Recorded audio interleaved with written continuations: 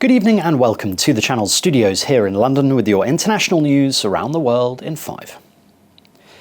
Officials say China's President Xi Jinping will travel to Moscow next week to hold talks with Russian President Vladimir Putin. 近年来，习近平主席同普京总统保持密切往来。 China's Foreign Ministry spokesman Wang Wenbin said China would uphold an objective and fair position on the war in Ukraine and play a constructive role in promoting talks for peace. The Kremlin said they would discuss a comprehensive partnership and strategic cooperation.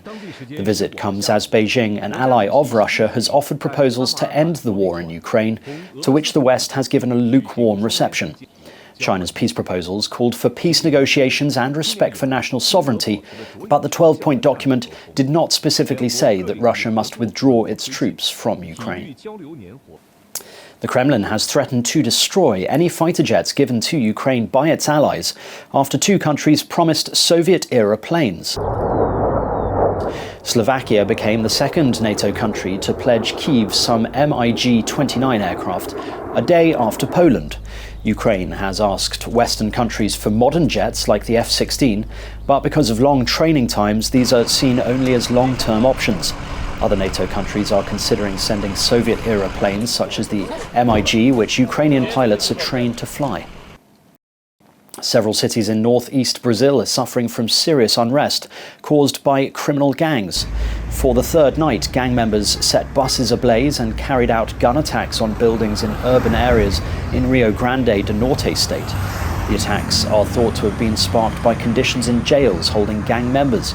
Brazil's government sent hundreds of federal security forces to the region earlier this week. The state government has convened a crisis cabinet and has asked the federal government for more support. The death toll from a coal mine explosion in Colombia has nearly doubled to 21 after the bodies of 10 miners were discovered. Rescue teams had been scrambling to pull out the miners who were trapped underground after the blast as relatives waited for news nearby. The local governor says 9 people have made it out alive. Rescue workers in Malawi are recovering more bodies following the devastation caused by Tropical Storm Freddy, which has killed 326 people in the country so far. Soldiers have joined rescue operations and have been rummaging through debris in search of victims swept away by mudslides and floods. Here, President Lazarus Chakwera visiting victims of Cyclone Freddy in hospital. Chakwera has declared 14 days of national mourning and called for international support for relief efforts. He said that more than 80,000 people have been displaced. The Prince and Princess of Wales have celebrated St Patrick's Day with the Irish Guard.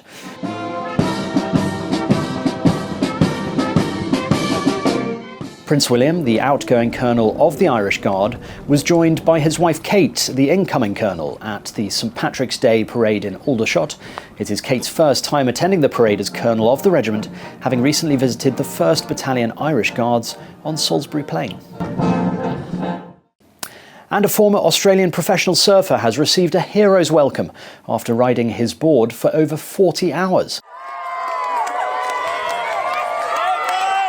Blake Johnston was carried above the heads of a cheering crowd on a Sydney beach on Friday.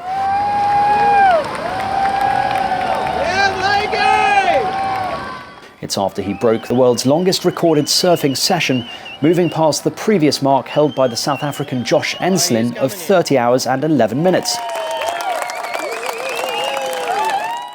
Surfing more than 700 waves during his session, Johnson took on the world record to raise $225,000 for youth mental health initiatives.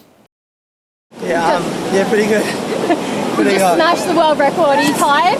Yeah, I've still got a job to do though. I said 40, so we'll go and give it a crack. Yeah, how are you feeling overall at the moment? Yeah, pretty cooked. Thanks everyone, you're the best. Everyone deserves to feel awesome, so deserve to take care of yourselves and good on you.